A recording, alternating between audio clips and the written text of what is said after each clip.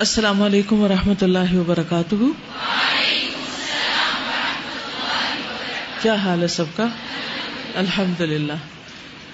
نحمده ونصلی علی رسولہ الکریم. اما بعد فاعوذ باللہ من الشیطان الرجیم. بسم اللہ الرحمن الرحیم. رب اشرح لی صدری ویسر لی امری واحلل عقدۃ من لسانی یفقہوا قولی. آج کا دن تھوڑا سا جائزہ لینے کا دن ہے. قرآن مجید بھی مکمل ہو رہا ہے، رمضان بھی اپنے آخری عشرے میں ہے اور اختتام کی طرف ہم سب جا رہے ہیں. تو ایسے میں ہم سب کو اپنا محاسبہ کرنا چاہیے، اپنا جائزہ لینا چاہیے کہ ہم کہاں کھڑے ہیں. کیا یہ رمضان ہمارے اندر تبدیلی لانے کا ذریعہ بنا ہے؟ اس کا جواب ہمیں کسی انسان کو نہیں دینا، یعنی آپ نے مجھے نہیں دینا کہ ہاں میرے اندر کوئی چینج آیا ہے یا نہیں آیا، کیونکہ آئی ایم نتھنگ. میں آپ کو کیا دے سکتی ہوں سوائے ایک شاباش کے، اور اس کی بھی کیا ویلیو ہے. تو آپ اپنے آپ کا محاسبہ خود کریں اور خود کو خود نمبر دیں کہ آپ میں کون سی اچھی عادات اس رمضان میں پیدا ہوئی ہیں اور کن چیزوں کو چھوڑنے میں آپ کامیاب ہوئے ہیں، اور کون سی چیزیں ایسی ہیں جن کو آپ ابھی تک بھی نہیں چھوڑ سکے اور ان کے لیے آپ کیا اسٹرگل کر رہے ہیں. کیونکہ کسی بھی کام کے کرنے کے بعد خود کو ایویلیویٹ کرنا بہت ضروری ہوتا ہے کہ ہم نے جو محنت کی، جو کوشش کی، وہ کس حد تک کامیاب رہی، اس کا کتنا فائدہ ہوا. تو دو طرح سے یہ ایویلیویشن کریں گے. ایک آپ یہ دیکھیں گے کہ حقوق اللہ میں کیا بہتری آئی ہے، دوسرے حقوق العباد آپ کے کتنے اچھے ہوئے ہیں. نمبر 1، کوئی روزہ بغیر عذر یا بیماری کے تو نہیں چھوڑا. فرض نمازوں کو وقت کی پابندی کے ساتھ ادا کیا. یہ چند ایک کوشچنز ہیں، مزید آپ خود بھی بنا سکتے ہیں. قیام اللیل اور تراویح کا اہتمام کیا. تلاوت قرآن پاک اور اس کے معنی میں غور و فکر کیا. کیا ہر حال میں اللہ تعالیٰ کا ذکر کیا، یعنی کیا آپ کا ذکر رمضان سے پہلے کی نسبت زیادہ بہتر ہوا ہے، یا کم از کم اس کی ضرورت اور اہمیت کا احساس آپ کے دل میں اجاگر ہوا ہے. اور کیا آپ یہ سمجھتے ہیں کہ آئندہ زندگی میں آپ انشاءاللہ والذاکرین اللہ کثیرا والذاکرات میں شمار ہوں گے. عام اوقات کے علاوہ خصوصیت سے قبولیت کے اوقات میں کیا دعائیں مانگی گئیں، یعنی کیا عام دنوں کی نسبت رمضان میں آپ نے دعائیں زیادہ مانگی یا نہیں. آخری عشرے کی طاق راتوں میں خصوصی عبادات کا اہتمام کیا. اللہ کی رضا کی خاطر اپنا مال اللہ کے بندوں اور نیکی کے کاموں میں خوشی سے خرچ کیا. زیادہ سے زیادہ وقت اللہ کی عبادت میں گزرا. یہ ہیں چند سوال حقوق اللہ سے متعلق اور حقوق العباد سے متعلق. کیا میں نے اپنے والدین، بہن بھائیوں اور دیگر رشتہ داروں کے ساتھ صلہ رحمی کی، اور صلہ رحمی کا مطلب ہوتا ہے ان پر مال خرچ کرنا، ان کی ضروریات پوری کرنا، ان کے دکھ درد میں شریک ہونا. اپنے گھر والوں کے آرام کا خیال رکھا. دکھی انسانوں کی غمخواری اور ہمدردی کی، یعنی جو بھوکے، مساکین اور مشکل میں لوگ ہیں ان کے لیے کچھ فکر کی، ان کے لیے کچھ دعائیں کی، ان کے لیے کچھ کھانے پینے کا انتظام کیا. بیماروں کی تیمارداری کی. گھریلو ملازمین کی ذمہ داریوں میں کمی کی یا کاموں میں ان کا ہاتھ بٹایا. جھوٹ، غیبت، بدگمانی، تجسس اور عیب جوئی سے بچنے کی کوشش کی. کسی کا دل تو نہیں دکھایا، حق تلفی تو نہیں کی، کیونکہ کسی کو اذیت دینا، کسی کو پریشان کرنا، کسی کو دکھ دینا، یہ بہت بڑے بڑے گناہوں میں سے ہے جن کی سزا ہم پڑھ چکے ہیں کہ قیامت کے دن کس طرح بڑے بڑے بچھو اور سانپ ایسے لوگوں کو کاٹیں گے جو دنیا میں دوسروں کو کاٹتے رہتے ہیں. مشکلات اور مصائب پر صبر و تحمل سے کام لیا، یعنی اگر کسی نے آپ کو تنگ کیا تو آپ نے اس پر جوابی ری ایکشن ویسا نہیں کیا جیسے اس نے آپ کے ساتھ زیادتی کی یا بد اخلاقی برتی. اور آپ نے یہ پڑھا کہ انما اشکو بثی وحزنی الی اللہ. سلام میں پہل کرنا شروع کیا کہ ہر ایک کو مسکرا کر ملتی ہوں. اور سب سے آخر میں یہ کہ رمضان کا مقصد تقوی کا حصول، کیا اس میں کامیابی ہوئی، یعنی میرے اندر اللہ کا ڈر کتنا پیدا ہوا. اگر تقوی نہیں آیا کچھ بھی نہیں آیا، کیونکہ تقوی ہوگا تو ہی گناہوں سے بچنے کی قدرت ہوگی انشاءاللہ. السلام علیکم. میں یہ کہنا چاہ رہی ہوں کہ یہ سننے کے بعد ہمارے اندر تبدیلی تو آتی ہے، ہم اس پہ عمل کرنے کی بھی کوشش کرتے ہیں، لیکن جیسے جیسے وقت گزرتا ہے یا ایک دن کا بھی وقفہ آ جاتا ہے تو ہمارے اعمال، ہماری وہ عادات جو ہم چھوڑنا چاہتے ہیں وہ واپس اسی طرح سے آ جاتی ہیں اور اس میں مستقل مزاجی اور استقامت نہیں رہتی ہے. جی، اس کے لیے 3-4 چیزیں کرنے کی ضرورت ہے.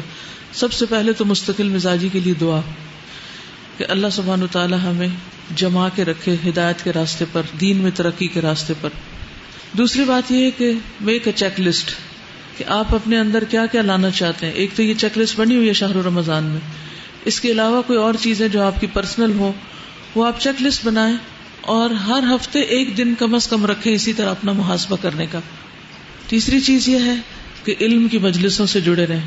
قرآن پاک رمضان میں نازل تو ہوا ہے لیکن صرف رمضان کے لیے نہیں نازل ہوا، سارے سال کے لیے ہے. تو اگر آپ اس کے ساتھ تعلق قائم رکھیں گے انشاءاللہ تو آپ کو یہ مسلسل سیراب کرتا رہے گا اور صفائی کرتا رہے گا. یہ آپ کے اندر جاتا رہے گا تو اندر کی امپیورٹیز جو ہیں وہ باہر نکلتی رہیں گی. اگر قرآن سے تعلق نہیں رہا تو واقعی پھر واپس پلٹنے کا بہت ڈر ہے. چوتھی چیز، اچھی صحبت، اچھے دوست، اچھی کمپنی، کیونکہ ان سے انسان بہت کچھ سیکھتا ہے، انسان کو انسپریشن ملتی ہے، انسان کو تقویت ملتی ہے. تو اس کا بہت اہتمام کرنا ہے. استقامت جو ہے یہ واقعی بہت ضروری ہے اور اس کے بغیر گزارا نہیں، ورنہ یہ کہ انسان پہلے سے بھی زیادہ بدتر ہو جاتا ہے جب ایک چیز جاننے کے بعد پھر انجان بنتا ہے. تو اس کے لیے کیا کیا کرنا ہے آپ نے؟ نمبر 1 دعا، اور نمبر 2 محاسبہ چیک لسٹ، نمبر 3 علم کی مجلسوں سے کنیکشن، رابطہ برقرار رکھنا ہر قیمت پر. ہر قیمت پر کچھ بھی اس کو اپنی زندگی میں ایسے ہی شامل کر لیں جیسے کھانا پینا شامل کیا ہوا آپ نے، یا کوئی اور آپ کی زندگی میں اہم ترین چیز ہے کہ اس کے بغیر آپ کو گزارا نہیں، کیونکہ اس کا تعلق ہماری آخرت سے ہے اور بہت ضروری ہے کہ ہماری آخرت سنورے. چوتھی چیز اچھی صحبت، اچھے دوست. آپ بھول جائیں تو آپ کو یاد دہانی کرائیں، اور جب آپ غلط کرنے لگے تو آپ کو روک بھی سکیں، آپ کے ساتھ اتنی فرینکنیس ہو کہ وہ آپ کو بتا سکیں کہ یہ صحیح ہے اور یہ نہیں، اور آپ ان کی بات سن کے مائنڈ بھی نہ کرتے ہوں. تو یہ سب چیزیں انشاءاللہ آپ کے لیے استقامت کا ذریعہ بنے گی. جی استاذہ، جو ہم نے پڑھا تھا چند دن پہلے کہ اللہ تعالیٰ کو قرض حسنہ دینے سے اللہ تعالیٰ ایک تو اس کا ڈبل اجر دیتے ہیں، بڑھا کر دیتے ہیں، دگنا دیتے ہیں، اور دوسرا چیز ہم نے پڑھی تھی کہ اللہ تعالیٰ احسان کے بدلے احسان اس دنیا میں بھی ہمیں دیتے ہیں. تو اس سے متعلق میں اپنا ایک تجربہ شیئر کرنا چاہوں گی کہ یکم رمضان سے میں نے ایک عادت اپنے لیے سیٹ کی تھی کہ اللہ تعالیٰ کو رات کے کسی ایک مخصوص حصے میں قرض حسنہ دینا ہے، اور چاہے تھوڑا ہی سی لیکن روز دینا ہے اور خفیہ دینا ہے. تو اس پہ الحمدللہ عمل ہوتا رہا. تو اس طرح ہوا کہ چند دن پہلے قرآن کی ایک آیت تھی کہ اپنے گھر والوں پہ خرچ کرنا چاہیے، تو اس پہ عمل کرنے کے لیے میں نے کچھ گفٹس لیے تو میرے پاس پیسے ختم ہو گئے. اور پھر میں نے عصر کی نماز میں اسی دن دعا کی، میں نے کہا اللہ تعالیٰ آپ سے پکارتی ہوں اور آپ ہی سے مانگ رہی ہوں، کسی اور سے نہیں مانگ رہی. اور پھر رات کو تہجد میں تھوڑی سی دعا مانگی، اتنی زیادہ نہیں مانگی لیکن تھوڑی سی مانگی. اور پھر میرے ذہن میں ایسے ہی خیال آیا کہ میری الماری میں ایک پاؤچ پڑا ہوا ہے، ایسے ہی چیک کر لوں شاید کہیں اس میں کچھ پیسے ہوں. اور جب اصل میں نے دعا مانگی تھی تو میں نے اللہ تعالیٰ سے کہا اللہ تعالیٰ 300 روپے کی ضرورت ہے، لیکن اگر 500 کا نوٹ ہو گیا تو زیادہ اچھی بات ہوگی، اور اگر آپ چاہیں تو اس سے زیادہ دے سکتے ہیں. لیکن اتنا زور نہیں دیا، لیکن ایسے ہی خیال آیا. اور پھر رات کو مجھے پاؤچ چیک کرنا یاد نہیں رہا، اور صبح پھر سحری کے بعد جب میں نے کھولا تو یقین جا رہا ہے کہ 1500 روپیہ پڑا ہوا تھا. اور میں نے سوچا کہ 500 کا خیال گزرا تھا اور اللہ نے ڈبل ٹرپل دے دیا. اور جب پھر وہ ہم نے پڑھا تھا کہ اللہ تعالیٰ احسان کے بدلے احسان اس دنیا میں بھی دیتے ہیں، تو مجھے فوراً سے وہ یاد ہے اور اللہ تعالیٰ پہ بہت پیار آ رہا تھا. تو اس لیے ہمیں قرض حسنہ کی عادت اپنانی چاہیے. اللہ تعالیٰ سے اسپیسیفک فگرز میں بھی مانگنا چاہیے، کوئی حرج نہیں، کیونکہ جتنا ہم اس سے مانگیں گے اتنا خوش ہوگا، اور جتنا ہم بندوں سے مانگیں گے اتنا بندے ناراض ہوں گے. چلیے آگے چلیں. 29واں پارہ. بسم اللہ الرحمن الرحیم. تبارک الذی بیدہ الملک وہو علی کل شیء قدیر. الذی خلق الموت والحیاة لیبلوکم ایکم احسن عملا وهو العزيز الغفور. الذي خلق 7 سماوات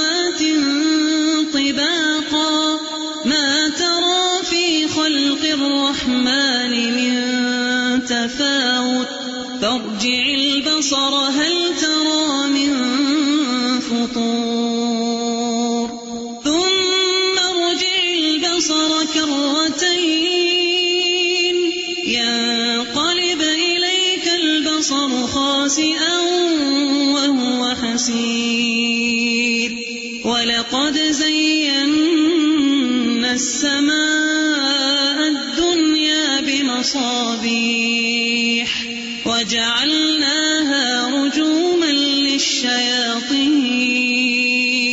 وَأَعْتَدْنَا لَهُمْ عَذَابَ السَّعِيرِ۔ سورۃ الملک مکی سورت ہے۔ رسول اللہ صلی اللہ علیہ وسلم نے فرمایا، بے شک قرآن میں 30 آیات پر مشتمل ایک ایسی سورت ہے جس نے ایک آدمی کے حق میں سفارش کی تھی حتیٰ کہ اسے بخش دیا گیا، اور وہ سورت ہے تبارک الذی بیدہ الملک۔ یہ سورت عذاب قبر کو روکنے والی ہے۔ رسول اللہ صلی اللہ علیہ وسلم نے فرمایا، سورت تبارک الذی بیدہ الملک عذاب قبر کو روکنے والی ہے۔ بسم اللہ الرحمن الرحیم، تبارک الذی بیدہ الملک وہو علی کل شیء قدیر الذی خلق الموت والحیاة لیبلوکم ایکم احسن عملا وہو العزیز الغفور۔ نہایت بزرگ و برتر ہے وہ جس کے ہاتھ میں کائنات کی سلطنت ہے اور وہ ہر چیز پر قدرت رکھتا ہے، جس نے موت اور زندگی کو بنایا تاکہ تم لوگوں کو آزما کر دیکھے کہ تم میں سے کون بہتر عمل کرنے والا ہے، اور وہ زبردست ہے، بخشش فرمانے والا ہے۔ تو اللہ سبحانہ تعالیٰ نے ہم سب کو اس دنیا میں پیدا کیا، بہت سی نعمتوں سے نوازا، اور پھر وہ یہ دیکھ رہا ہے کہ ہم کرتے کیا ہیں، کیا اللہ کے فرما بردار بندے بن کر زندہ رہتے ہیں یا نافرمان بندے بن کر۔ اور یہ ٹیسٹ ہر ایک کا ہو رہا ہے، اس سے کوئی بھی مبرہ نہیں ہے، اور اس میں اللہ سبحانہ تعالیٰ نے ہمیں واضح ہدایات، گائیڈ لائنز دی ہیں، کیا ہمیں کرنا ہے اور کن چیزوں سے بچنا ہے۔ خوش قسمت وہی ہیں جو اللہ تعالیٰ کے احکامات پر عمل کر کے آخرت کی ہمیشہ ہمیشہ کی کامیابی حاصل کر سکیں۔ اور امتحان ہے کس چیز کا؟ ایکم احسن عملا، کہ تم میں احسن عمل کس کا ہے، سب سے بہترین کام کس کا ہے۔ یعنی ایک تو ہے کہ انسان کچھ بھی کر لے، اور ایک یہ ہے کہ جو کچھ کرے اس کو نہایت عمدہ طریقے سے کرے۔ ہم سب کو یہ دیکھنا چاہیے کہ ہمارے جو کام ہیں کیا واقعی وہ احسن ہے، کیا ہماری نمازیں احسن ہیں، کیا ہمارا صدقہ خیرات دینے کا طریقہ احسن ہے، کیا ہمارا صبر و تحمل احسن ہے، کیا ہم لوگوں کے ساتھ جب میل ملاقات کرتے ہیں ان کے ساتھ ٹریٹ کرتے ہیں کسی بھی طرح، کیا وہ احسن ہے، کسی بھی رشتے کے ساتھ ہمارا معاملہ کیسا ہے، والدین کے ساتھ کیا ہم احسان کا معاملہ کرتے ہیں، بہن بھائیوں کے ساتھ، اولاد کے ساتھ، رشتہ داروں کے ساتھ، سسرالی رشتہ داروں کے ساتھ۔ یہ سارے ہمارے ٹیسٹ ہیں، ان سب کے لیے ہمیں اپنے آپ کو پرکھنا ہے کہ ہمارا معاملہ کہاں اچھا ہے کہاں نہیں۔ کیونکہ آپ دیکھیے کہ نماز روزہ کا تو ایک محدود اور مخصوص حصہ ہے نا، باقی زندگی تو ہماری لوگوں کے ساتھ گزرتی ہے، اور اس میں ہم بار بار فیل ہوتے چلے جاتے ہیں، بار بار اپنے نفس کے ہاتھوں مجبور ہو کر ہم بعض اوقات جلدی غصے میں آ جاتے ہیں، بعض اوقات ہم دوسروں کے بارے میں فوراً بدگمانی کا شکار ہو جاتے ہیں، اور اس بدگمانی میں اتنا دور چلے جاتے ہیں کہ بغیر تحقیق کے اس شخص کے خلاف باتیں بھی کرنا شروع کر دیتے ہیں۔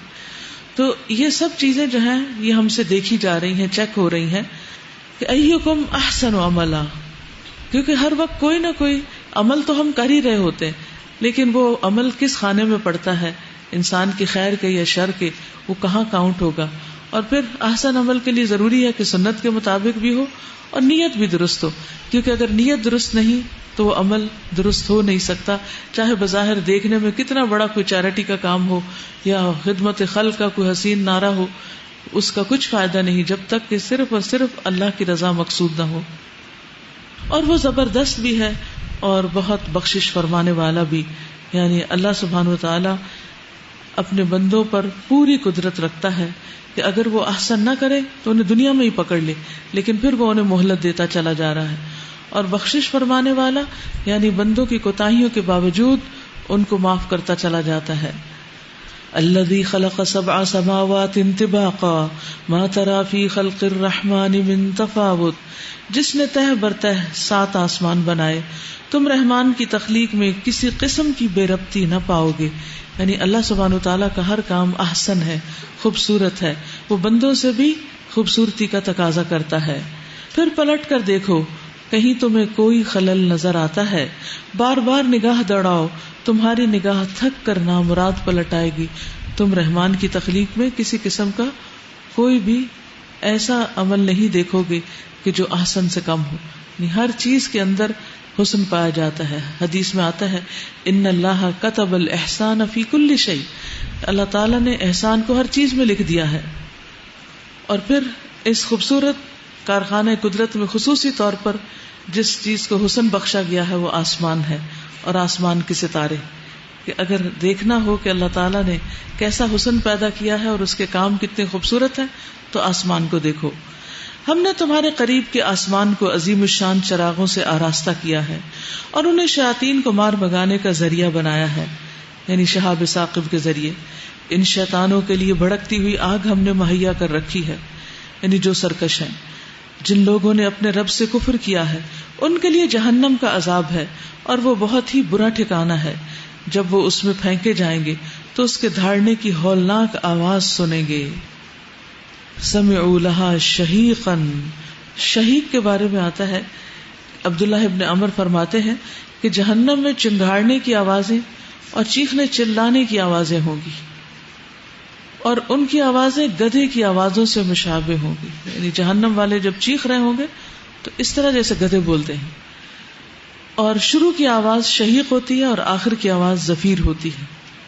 سمعوا لہا شہیقا وہی تفور، اور وہ جوش کھا رہی ہوگی. تکاد تمیز من الغیظ، شدت غضب سے پھٹی جا رہی ہوگی. یعنی جہنم کو جہنمیوں پر بڑا سخت غصہ ہوگا کہ اس کے اندر ایسے نافرمان لوگ آئے ہیں جنہوں نے اللہ کو ناراض کیا ہے، اب وہ ان کے اوپر ناراض ہو رہی ہوگی.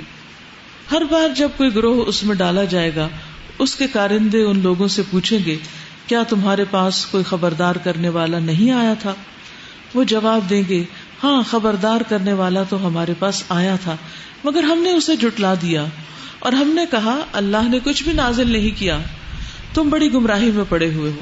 اور یہ کام ٹرینڈ ہے کہ جو شخص ہمیں نصیحت کرے اس پر کوئی الزام لگا دیا جائے یا اس کو برا بھلا کہا جائے یا اس کا ہمت حوصلہ ہی توڑ دیا جائے تاکہ وہ ہمیں سمجھانا چھوڑ دے. قیامت کے دن لوگ اسی بات پہ پچھتائیں گے کہ جو ہمارے پاس ہمیں سمجھانے کے لیے آئے ہم نے انہیں کوئی برا بھلا کہا اور کہا اللہ نے کچھ بھی نازل نہیں کیا، یہ تم لوگ خود ہی مولوی حضرات ہم پر امپوز کر رہے ہو، تم بڑی گمراہی میں پڑے ہوئے ہو، دنیا کدھر جا رہی ہے اور تم پرانی باتیں کرتے ہو 1400 سال پہلے کی. وَقَالُوا لَوْ كُنَّا نَسْمَعُ أَوْ نَعْقِلُ مَا كُنَّا فِي أَصْحَابِ السَّعِيرِ، وہ کہیں گے کاش ہم سنتے یا سمجھتے تو آج اس بھڑکتی ہوئی آگ کے سزاواروں میں شامل نہ ہوتے.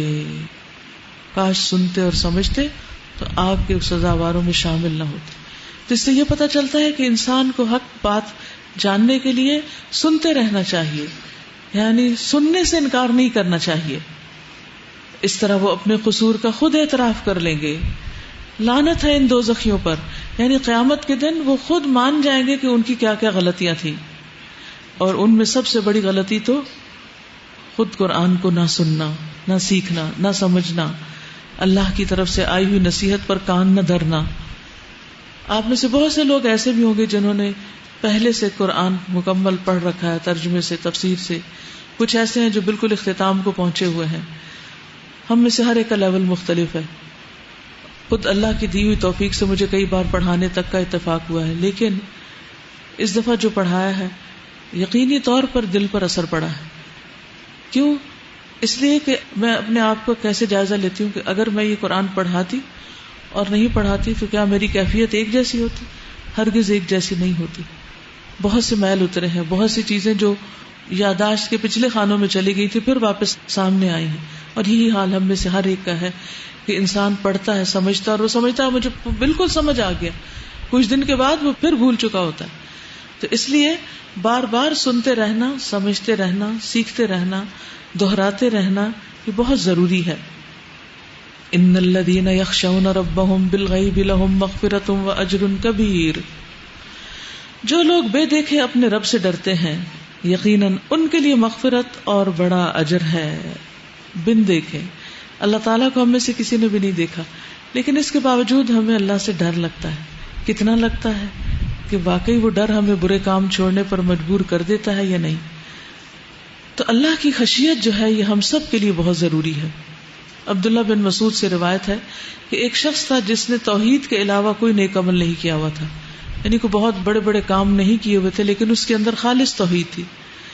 جب اس کی موت کا وقت آیا تو اس نے اپنے اہل خانہ سے کہا جب میں مر جاؤں تو مجھے پکڑنا اور مجھے جلا دینا، اور جب جل کے کوئلہ بن جاؤں تو مجھے پیسنا، اور جس دن تیز ہوا چل رہی ہو تو اڑا دینا، سمندر میں بہا دینا. اس کے اہل خانہ نے ایسے ہی کیا، لیکن پھر وہ اللہ کے قبضے میں تھا. تو اللہ تعالیٰ نے اس سے پوچھا کہ اس کام پر تجھے کس چیز نے مجبور کیا، کیوں تم نے ایسی نصیحت کی؟ اس نے عرض کیا یا اللہ آپ کے ڈر سے. اس پر اللہ نے اس کی بخشش فرما دی. تو اللہ کا ڈر جو ہے یہ انسان کے لیے بخشش کا ذریعہ ہے، جیسے یہاں پر بھی فرمایا جا رہا ہے لہم مغفرۃ واجر کبیر. نہ صرف یہ کہ گناہوں کی بخشش ہو جاتی ہے بلکہ بہت بڑا اجر ملتا ہے انسان کو. رسول اللہ صلی اللہ علیہ وسلم نے فرمایا اللہ کے خوف سے رونے والا انسان دوزخ میں داخل نہیں ہوگا. اللہ کے خوف سے رونے والا انسان جہنم میں نہیں جائے گا جب تک کہ دودھ تھن میں واپس نہ آ جائے. یعنی بکری کا دودھ جیسے نکالتے ہیں تو وہ نکالنے کے بعد واپس بکری کے اندر ڈالنا مشکل ہے، ایسے ہی اس قسم کے شخص کا جہنم میں جانا مشکل. وَأَسِرُّوا قَوْلَكُمْ أَوِ اجْهَرُوا بِهِ إِنَّهُ عَلِيمٌ بِذَاتِ الصُّدُورِ. تم خواہ چپکے سے بات کرو یا اونچی آواز سے، اللہ کے لیے یکساں ہے، وہ تو دلوں کا حال تک جانتا ہے.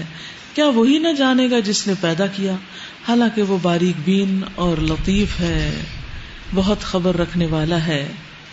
وہی تو ہے جس نے زمین کو تمہارے لیے تابع کر رکھا ہے، چلو اس کی چھاتی پر اور کھاؤ اللہ کا رزق، اسی کے حضور تمہیں دوبارہ زندہ ہو کر جانا ہے.